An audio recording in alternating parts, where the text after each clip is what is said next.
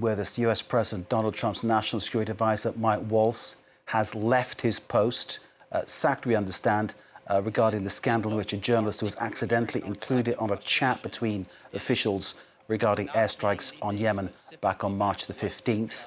Waltz has been under pressure since the editor-in-chief of The Atlantic magazine revealed in March that Waltz had mistakenly added into that chat on the commercial messaging app Signal about attacks on Houthi rebels. Why such a conversation was taking place on such an app, of course, is another issue that has to be dissected. But there is news regarding Waltz, and let's go to Fraser Jackson, live in Washington, to get the update on that, because it seems, if we take this at face value, that Waltz has paid the price for one issue, but he seems to have landed on his feet. What's his new role?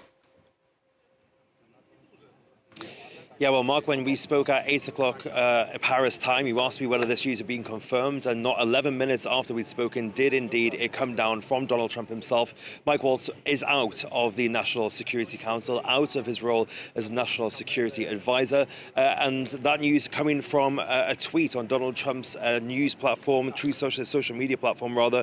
He says, "I am pleased to announce that I will be nominating Mike Waltz to be the next United States ambassador to the United Nations. From his time in uniform on the battlefield, in Congress, and as my national security advisor, Mike Waltz has worked hard to put our nation's interests first. I know he will do the same in his new role. In the interim, Secretary of State Marco Rubio will serve as National Security Advisor while continuing his strong leadership at the State Department." So a bit of a soft fall there for Mike Waltz.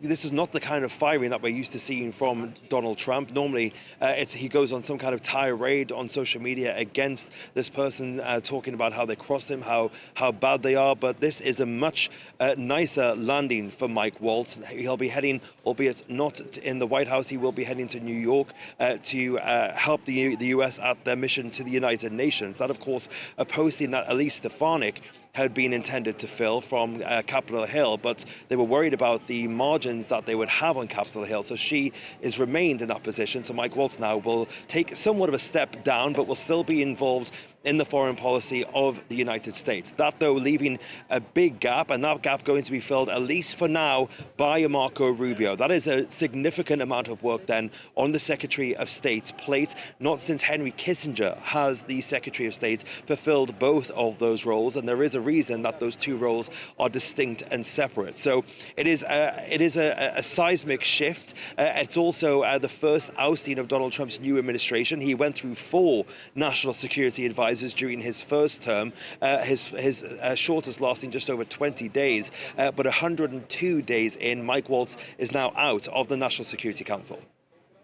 Fraser, for now, thank you very much indeed. Fraser Jackson, our correspondent in Washington.